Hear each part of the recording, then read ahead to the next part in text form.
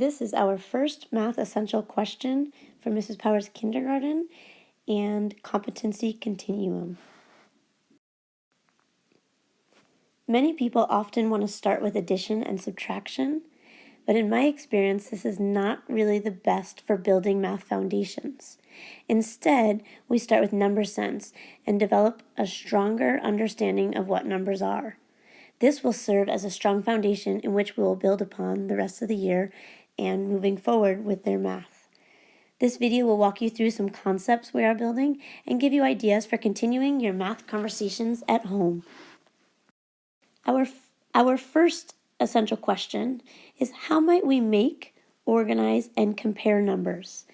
And if you notice that arrow, we really work on a continuum. Instead of looking at just kindergarten standards or first grade standards, we're looking at the concepts as a whole and how they build, finding where your child is on that continuum of learning, and making sure that they're getting the work at their level of need and moving forward.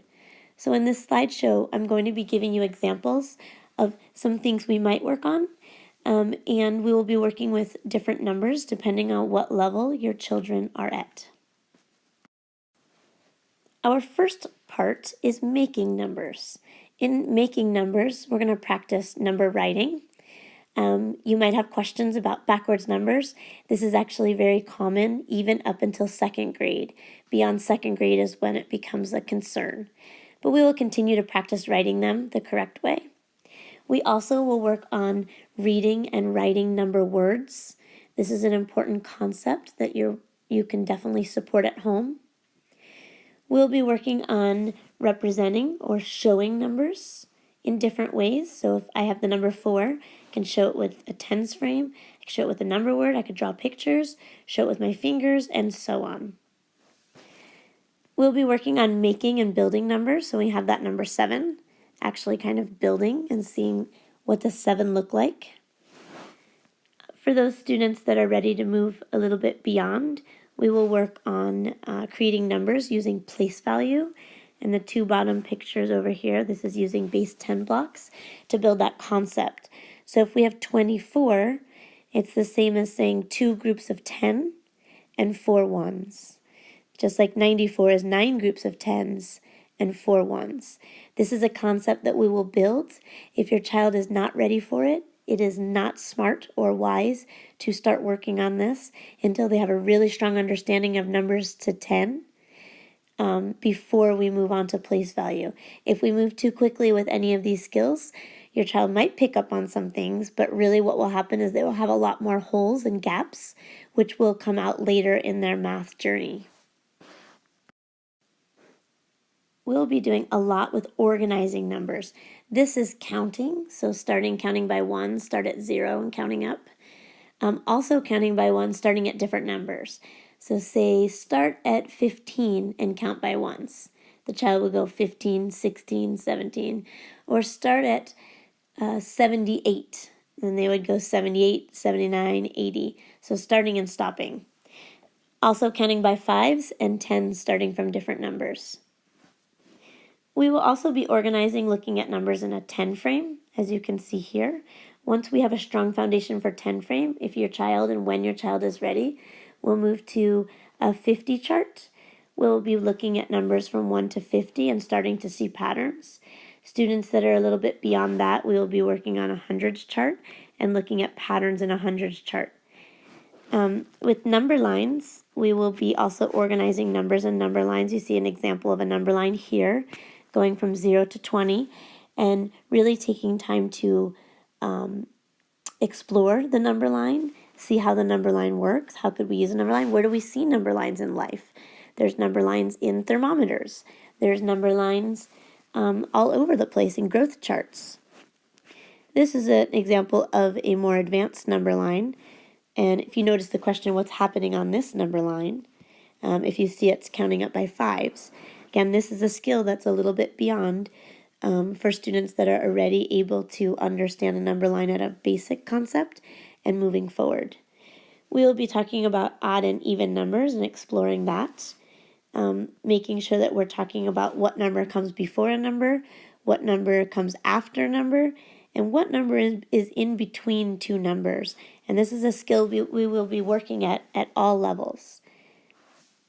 For students that have a strong understanding of numbers, we'll be working on the hundreds chart, searching for patterns, and eventually get to something like number puzzles where they're able to use the patterns they figured out to fill in and determine the missing pieces.